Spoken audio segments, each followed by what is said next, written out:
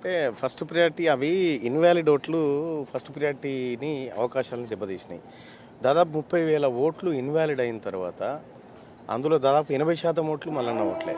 మళ్ళీ సేమ్ అదే రాసిపోయారు, టిక్కులు పెట్టిపోయారు, జై మల్లన్న అని రాసిపోయారు, మళ్ళీ ఇదే కథ చేసారు. దాదాపు 30,000 ఓట్లు ఇన్వాలిడ్ అయిన తర్వాత రెండవ ప్రాధాన్యత ఓటు అనివార్యమైపోయింది. కాబట్టి రెండవ ప్రాధాన్యత ఓటు ప్రక్రియలో పెద్దగా ఏముండదు, సునాయాసమైనటువంటి గెలిపే ఉంటుందని నా అంచనా. దాదాపు 52 మంది అభ్యర్థులు 52 మంది అభ్యర్థుల్లో మొత్తం కూడా కింది నుంచి ఎలిమినేట్ చేసుకుంటూ పోతారు. ఓవరాల్గా ఫస్ట్ సెకండ్ వదిలివేస్తే మిగతా అభ్యర్థులు అందరి ఓట్లు చూస్తే కూడా దాదాపు 80,000 దాటవు. సో ఫస్ట్ పర్సన్కు ఒకేసారి బల్క్గా ఇచ్చినా కానీ 50% కోటా దాటదు. సో మరి ఎట్లా ఉంటుంది ఈ ఎలక్షన్ అప్పుడు?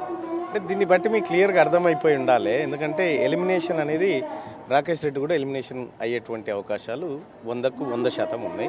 కాబట్టి ఇక ఈ గెలుపు దాదాపుగా కాంగ్రెస్ పార్టీ ఖాతాలో పడ్డది అనుకోవచ్చు. దాదాపు తీర్మార్ మల్లన్న గత 10 సంవత్సరాల నుంచి కష్టపడ్డ కష్టం అనుకోవచ్చు. ఇదంతా కూడా అంటే జనం గుర్తించడానికి అనుకోవచ్చా? దీన్ని బట్టి మనము ఈ ఎనాలిసిస్ చేసిన దాన్ని బట్టి అంటే ఇక్కడ మా అమ్మ నాన్న పెట్టిన పేరు నవీన్ కుమార్, V6 అనేది తీన్మార్ మల్లన్న అని పెట్టింది.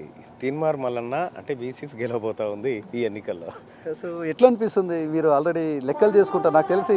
ఇప్పటికే అంటే ఎలక్షన్ అయిపోయినప్పటి నుంచి ఏమో ఓట్ల లెక్కలు తీసుకున్నారు, కౌంటింగ్ ప్రారంభమైన నుంచి కౌంటింగ్ లెక్కలు తీసుకుంటున్నారు. ఎట్లా ఉన్నది మీ గెలుపుకు సంబంధించి ఎట్లా మెజార్టీ ఉంటుంది అనుకుంటున్నారు? అంటే ఒకటి ఇప్పుడు మీరు అన్నట్టుగా లెక్కలు కనుక మనం ఒకసారి చూసుకుంటే దాదాపు ఒక 70,000 పైచిలుకు ఓట్లతో నేనున్నాను, 58,000 పైచిలుకు ఓట్లతోటి రాకేష్ రెడ్డి గారు ఉన్నట్టున్నారు.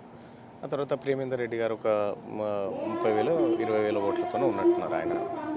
సో ఇక్కడ ఎలిమినేషన్ ప్రక్రియ అనేది కింది నుంచి స్టార్ట్ అయినప్పుడు కింది ఓట్లన్నీ తీసి రాకేష్ రెడ్డి గారు 58,000కి జమ చేసినా కూడా, లేకపోతే ఆయనకు సంబంధించి ఇప్పుడు వచ్చేటువంటి ఒక 70,000 ఓట్లు అనుకోండి, ఆయన 70,000 ఓట్లకు జమ చేసినా కూడా కోటాను రీచ్ అయ్యే పరిస్థితి లేదు.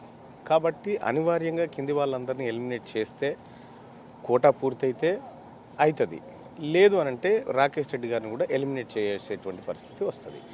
ఇంకా క్లియర్గా ఇంకా అర్థమయ్యేటట్టు చెప్పాలంటే దాదాపు 22,000 మెజార్టీతో ఫస్ట్ ప్రియారిటీలో నేను ఉన్నప్పుడు ఇక నెక్స్ట్ రౌండ్లో కొట్లాడేది నేను, రాకేష్ రెడ్డి గారు, ప్రేమేందర్ రెడ్డి గారు కొట్లాడతారు.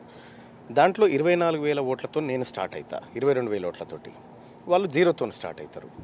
ఆ తర్వాత అశోక్ గారి ఓట్లు కనుక మనం ఓపెన్ చేస్తే అందులో సెకండ్ ప్రియారిటీ తీసుకుంటే సో ఆయనకు ఒక మొత్తం ఓవరాల్గా 40,000 ఓట్లు వచ్చినాయి అనుకుందాం. 40,000 ఓట్లలో దాదాపుగా ఒక 10,000 ఓట్లు సింగిల్ ప్రియారిటీ పడ్డది, సెకండ్ ఎవరికి పడలేదు అనుకుందాం. అంటే 30,000 లెక్క పెట్టాలి. 30,000లో కనీసం ఎంత లీస్ట్ అయినా సరే ఒక 10,000 ఓట్లు నేను తీసుకోగలిగిన, ఈ 22,000 ప్లస్ ఈ 10,000 32,000 ఓట్లు, 32,000 లీడ్లో నేను ఉంటా. అక్కడ 0 నుంచి స్టార్ట్ అయినటువంటి రాకేష్ రెడ్డి గారికి ఈ ఇంకా 20,000 మిగులుతాయి. ఎవరి దాంట్లో? ఈయన దాంట్లో